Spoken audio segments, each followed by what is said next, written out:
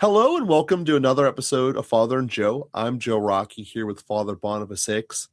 And Father, I want to take this basically as one of the most fundamental parts, but maybe hardest parts, or one of the hardest parts of believing in Jesus and trying to live the law of God, as you mentioned in the last episode, which is to be able to believe without seeing. And personally, I think that's why so much emphasis is put upon Thomas in the gospel. He had to see to be able to believe.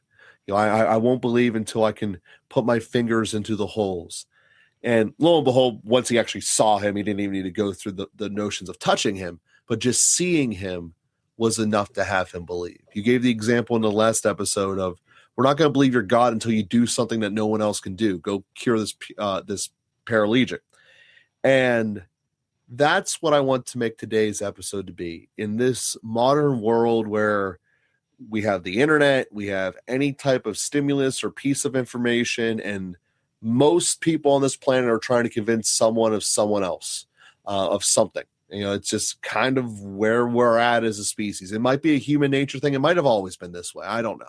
But how do we change, or at least open part of ourselves up, so that we don't have to have this human nature response of having to see something, having to sensory observe it to be able to actually truly believe in God, in Jesus?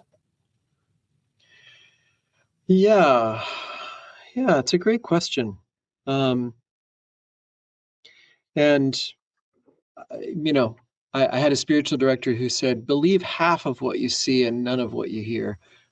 And I always think of that. He goes, because you can't even believe your eyes. We think we see things that we don't even see. We think we have evidence that we don't even have. I mean, and of course, illusionists, entertainment magicians, escape artists, and everybody else has learned how to make optical illusions and has learned how to manipulate our seeing even.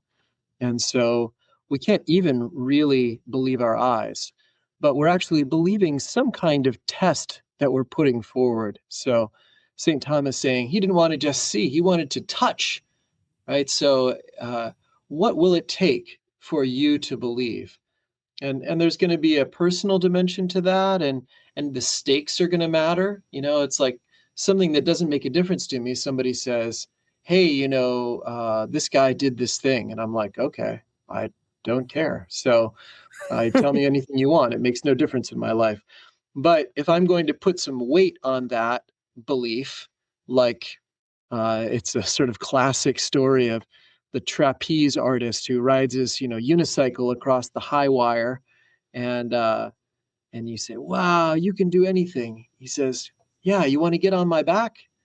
And it's like, "No, I don't want to ride across the high wire on your back." So when we got to put some skin in the game, we have a higher level of verification that we put forth. And then, different people have different levels of verification depending on temperament and also on experience. If I've been burned, I may be much more reluctant. Uh, and that could apply to certain things. We talk about a used car salesman. When someone comes across as, and this is no offense against any used car salesman out there, just a stereotype. But when someone comes across as a used car salesman, I'm on guard, because what is the stereotype? That he's going to sell you something for more money than it's worth. He's going to put on a good show. He's going to give a good game. And if you're not really educated, you're going to be snowed over. And so if that's happened to you once or twice, then you're going to be on guard about that. When you run into a guy on the street and he starts telling you about how he needs to buy a bus ticket and he needs change for it, if you, after about the second or third time that's happened, or maybe you told your friend who said, man, you don't want to buy a bus ticket, you want to buy a bottle of beer. And you go, oh, wow, I never thought about that. So anyway, we learn to distrust through lived experience. And then some people are more naturally gullible, naive than other people. And so there is a little bit of a temperament and nature thing that's involved there. And then, as I was saying, what criteria do we have for belief? Like, what kind of proof do I need for a particular thing? Like, if I'm going to ride on the back of the high wire guy, maybe the proof I need is somebody else who's willing to ride on the back of the high wire guy before I do it. And even then, I might not be enough because I'm not the same as that other guy. So we want some confidence and repeatability that we can really believe what we are seeing, even. And I mean, well, there are people who would say that no man has ever been in space and no man ever landed on the moon, that it was all a big hoax, and people used, camera angles and whatever else to make it look that way. So that's a high level of suspicion when you go against a rather massive structure of evidence. And people certainly saw the rocket take off and certainly saw, but anyway, some people have a very high level of suspicion around some of those things, and then you can choose to doubt everything, and there's a whole school of philosophy called skepticism, which is like, how do I know you're real? Like, how do I know anything's real? And then you can really dismantle a lot of stuff if you sort of push skepticism to its ultimate expression. And so then you've got to start with something. Well, how do I know anything is real? Okay, well, and that's where Descartes started with, I think, therefore I am. I know I'm real because I can think. And so that ended up creating a huge problem because it created this divide between the inner world and the outer world. Because, like, well, how do I prove? I can prove that I exist because I think. So what's inside of me is real. But how do I know you're real? Or how do I bridge the gap between what I think and the world outside of me? And my beloved novice master, who was a great philosophy professor, was the one who taught me, actually, you can't think without language, and you can't have language without other people. And so it's one way to bridge the gap between the inner world of thought and the outer world of, anything. Does anything else exist? Anyway, you can push skepticism pretty far down. And there are those, David Hume comes to mind as a principal philosopher in the world of skepticism. But so you have to start with the question of, like, well, what are you willing to believe? And there's a lot of stuff that we tend to take for granted, although we might say, well, I don't believe in love, or I don't believe in friendship, or I don't believe in trustworthiness. It's like, well, you got into a car this morning, which means you trusted somebody to put the car together in the right way, and you trusted the drivers on the street to behave in the right way. And, it's like, actually, there's a bunch of stuff that you're doing that you're just not giving any credit to. So we can go into some of those places that it's like, and I mean, do you believe China exists? I mean, I've been there, but a lot of people haven't. And who are you trusting? We're trusting all kinds of people all the time. Based on what? Yeah. So you have to sort of be honest with your own structures of trust. And then to say, well, and we can set up some of those criteria. And Thomas set up a criterion, and the Bible praises him for that. You don't believe unless you touch? Come and touch, Thomas. And so at the same time, sometimes we set out criteria not in an effort to believe, but to justify disbelief. And, Stalin, I think it was Stalin, Lenin or Stalin, was promoting atheism in Russia. And he went into a school of children, and he said, who gives you candies from the sky? If you have a God who loves you, wouldn't he give you candies from the sky? Who here wants to pray that God will give you candies from the sky? And so they pray that God would give candies from the sky. And he says, God isn't there. There's no candy coming. Who loves you? Stalin loves you. And then he poured candies through the roof into the classroom with the children. That feels like Stalin. Right? Yeah, exactly. So anyway, sometimes we're setting up tests, and that's why Jesus at one point says, this faithless generation asks for a sign. And a faithless sign is a sign that's meant to disprove. Look, you're not going to do this thing for me, therefore you don't exist. I already know the answer I want before I ask the question. Mm-hmm. As opposed to, yeah, Lord, I really need your help. And in a real act of faith, I cry out. And then I discover, in fact, ways that he does provide for me, which are always a little more subtle and often more beautiful than what I ask for. But anyway, um, being honest about what we believe or disbelieve and what we need to believe and what we need to believe, what particular things. So, what's it going to take to believe in the Eucharist, for example? We had that whole discussion about Eucharistic miracles. And, for that priest in 750 AD who was doubting the real presence of Jesus in the Eucharist, he certainly believed after it turned into flesh in his hands and didn't doubt again. So that was effective. And God knew that would be effective. And so God did that for him, and then also as a lasting sign for us. Now, it's not effective for everybody, but it's effective for some people. And so that brings a thought that I hope that's not too far out of left field here, but it seems to me that, as you said, it's a little personal with each of us, and there's going to be some things that matter more to others. But it seems that once we kind of understand how the subtle nature that God is talking to us, if we lean into it, it can really go dramatically well. And ironically, I think that perhaps the best example of this in the Bible has the least amount of detail to this.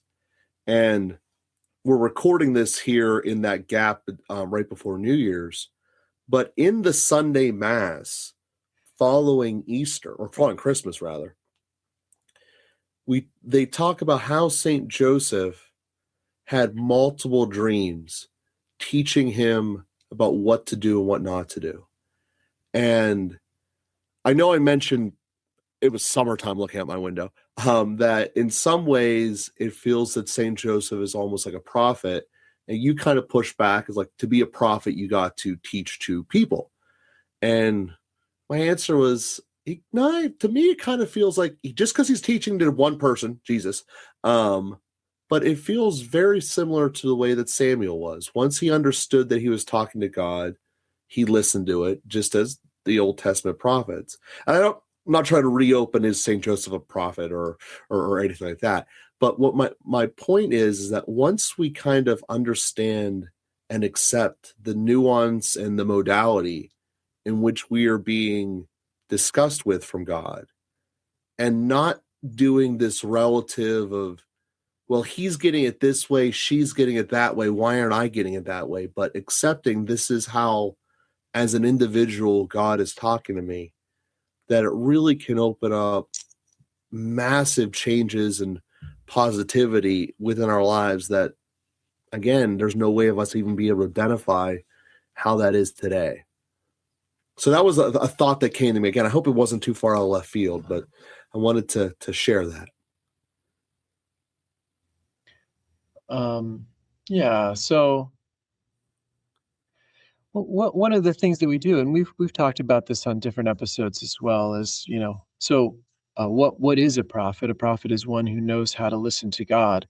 One of the things with all of the things that we're talking about in terms of the Eucharist or forgiveness of sins, or is even Eucharistic miracles in their own way, but it all requires faith. And when something requires faith, it means that it's not a consequence of reason. It doesn't mean that it's unreasonable, but it means that you can't start from things that are, I don't know, scientifically verifiable and then use logical deduction and arrive at a conclusion of one of these articles of faith. So there's no amount of studying nature and even human philosophy that will tell you that God became flesh and dwelt among us. You'll never get there. Now, it's not unreasonable that God could become flesh and dwell among us. So it's not saying that these beliefs are irrational, but it means that they are not a consequence of unaided reason. You wouldn't know it unless God had told you. And so that means that there's always room. So they're not things that we can prove in a kind of mathematical way. They're only things that we can believe. They're also not things that we can disprove in a mathematical way. They're things that we can choose to disbelieve. So if I'm understanding you right, I think I'm coming to a paradox, which might be what you're trying to get me to here, which is effectively taking this a step back. Science is a creation of man. We created our way of measuring it. We created the things that are universally true that we are able to observe through our own senses. And therefore, we effectively are using man systems to understand God. And you are not equal with God, so therefore that will not work. Just if you think of it from a scale perspective. The paradox then being, God made himself one of us. So then invites us to try to think about things in these ways.